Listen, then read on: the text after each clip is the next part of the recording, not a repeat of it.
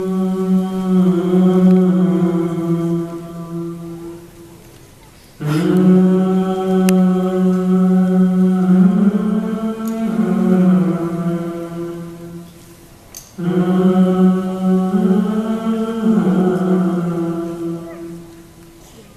soldiers walks in the footsteps of a ghost.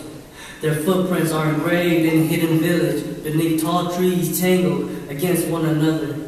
Soldiers can hear the echoes of bullets marching towards their jungle. So they travel life in the reality of spirits, and their escape to paradise only lies in the demise of their afterlife.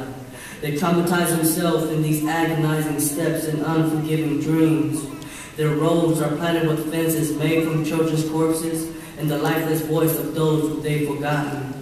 In these actions of silence, a communist soldier pulls out his gun and feels his finger lick its trigger as he lights up fireworks up a baby's face.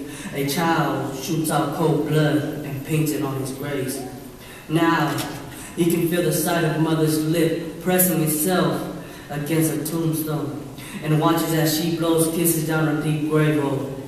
Children's bodies dangling on the arms of a mother's side, while flies race themselves around a tornado created by the scent of the dead. Death continues to hum to the broken hearts of each mother's cries. Now, a father drowns himself in his own pity. He learns to drop his son in a pool of blood called the Mekong River. Holes are drilled through his son's corpse, and his skull smashed into a bowl-shaped figure, his body marinated in a mixture of blood and dirt, hatred and regret. He watches his icicle son roll down the Death Valley River. His body will never sink because he is still rejected by the facts of belonging.